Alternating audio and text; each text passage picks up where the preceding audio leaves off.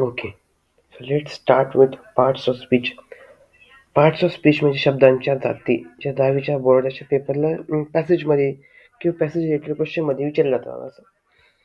पहिलं आहे noun. Noun म्हणजे नाम हे सगळ्यांना माहिती असतं, बोर नाही करणार मी. ठीक आहे. एक्झाम्पल डायरेक्ट नाऊन म्हणजे काय? नाव.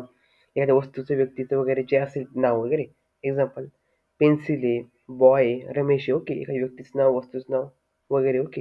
हे काय नाऊन आहे पहिलं. ठीक आहे. हे पहिलं पार्ट ऑफ स्पीच आहे. नाऊन. सेकंड. ओके. सेकंड आहे प्रोनाउन. ठीक आहे. प्रोनाउन म्हणजे काय? सर्वनाम. ओके.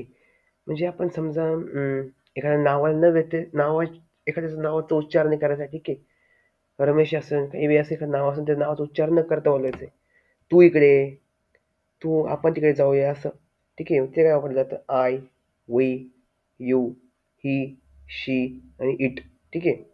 म्हणजे काय एखाद्याचं नाव नाही वापरायचं थोडक्यात बाबा. ओके. नावाच्या व्यतिरिक्त काही बी. मी, आपण, तू, तो, ती, ते. ओके.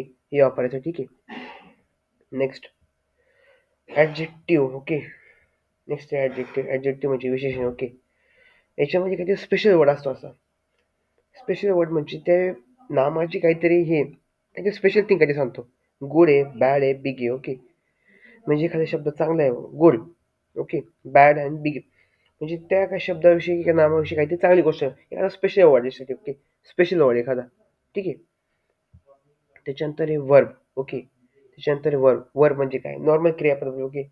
इथे एक्झाम्पल काढले इट आणि राईट. इट म्हणजे काय? खाणे. राईट म्हणजे काय? लिहिणे. ओके. हे इट म्हणजे सॉरी वर्ब म्हणजे काय? इट आणि राईट.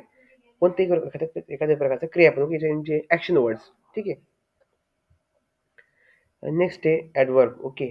नेक्स्ट काय? ॲडवर्ब आहे. ठीक आहे. नेक्स्ट काय? ॲडवर्ब. ॲडवर्ब म्हणजे काय? क्रियाविशेषण. ओके. याच्यामध्ये आपल्याला वर्बची ॲक्शन म्हणजे एखाद्या क्रियापदाची ॲक्शन कशी होती ते कळते.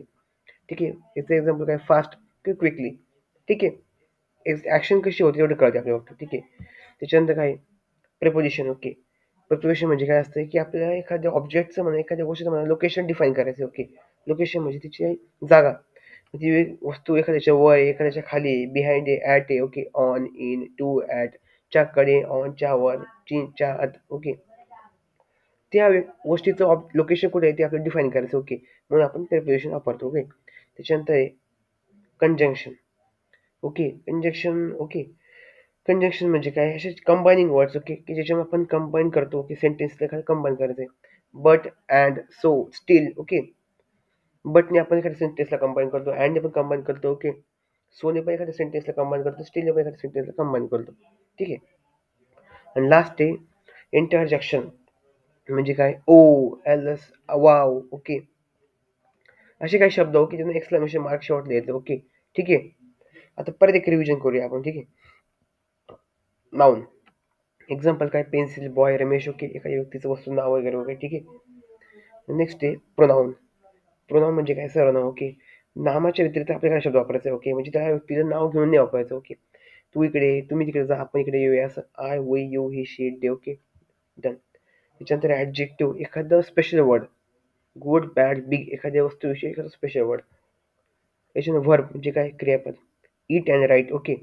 ॲडवर्ब ती प्रोसेस किंवा ती वर्बची ॲक्शन कशी होते, फास्टली, क्विकली. ओके. किंवा स्लोली करू शकते इथं. Preposition to define location of objects. Okay. त्या ऑब्जेक्टचं लोकेशन डिफाईन करायचं आहे. On, in, to, at. ते ऑब्जेक्ट कुठं आहे. कंजक्शन कंबाईन करायचं आहे सेंटेन्सला. Combine. Okay. But, and, so, still वाक्य जोडायचे असेल तर. ठीक आहे. इंटरजेक्शन ओ, वाव असे काही शब्द. ओके. Normal sentences. ओके.